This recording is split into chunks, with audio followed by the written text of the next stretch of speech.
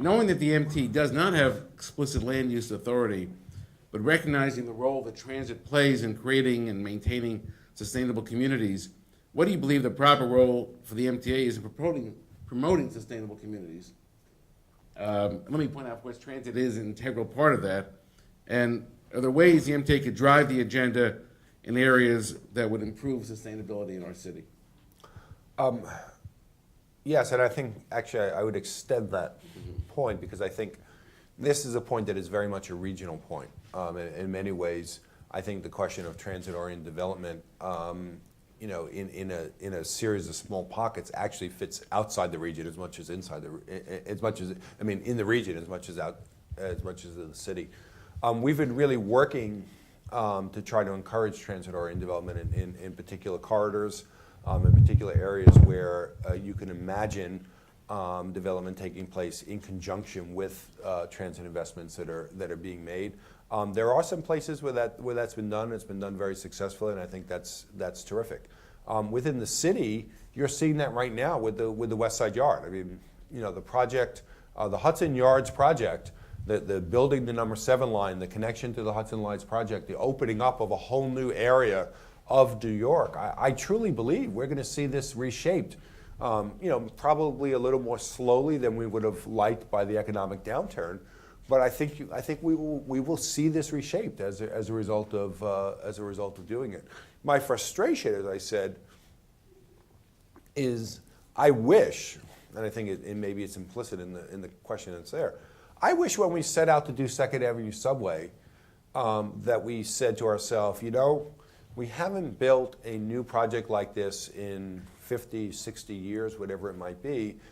The laws that we have today may not have been the best laws to be fit for purpose to be able to do it. Maybe we should have taken a much broader and expansive thought process around the Second Avenue Subway that would have actually led us into a thought that said that actually the redevelopment of the area on Second Avenue and the way we thought about that was in fact one of the objectives of this project, and found a way to see if we could value capture that for the MTA. I mean, one of the reasons why the MTA is perpetually in a place of needing public support is that the value it creates is not captured by the MTA, it's captured by other parties.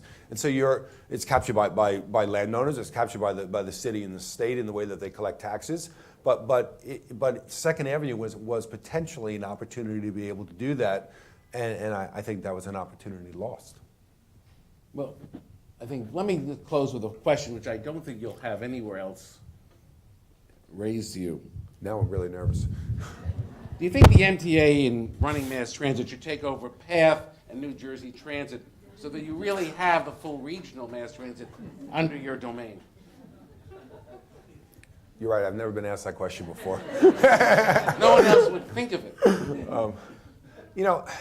I have to say that I think I don't know that you ever get to the point of doing that, and I'm not sure that there's a huge benefit to doing it. I think what we've been concentrating on to some extent is trying to break down the sort of national border that's the Hudson River. It doesn't have to be a national border that's there. I mean, you go to Europe right now and you see railways that literally do cross national borders, that are run in a way that you can't even tell that you're on a railway that in fact has crossed 3 countries. And here we put big warning lights up just to be able to cross from New York to New Jersey or vice versa. One of the places that I'm very encouraged about that, by the way, is the Smart Card project, the new fare collection project that I mentioned. This is a project that is being undertaken cooperatively together in a pilot program with New Jersey Transit and PATH. And yes, I'm sure everyone looks at the MTA as a 600-pound gorilla in that process, but we have set out to say that we actually want a system that will work not just for the subway, not just for the bus, but also for our commuter railroads and for PATH and for New Jersey Transit, and that can give us the integrated basis of somebody being able to use the transit system to some extent in this exact same way that we've come to expect with EasyPass and the way that we drive across the region in being able to think about that.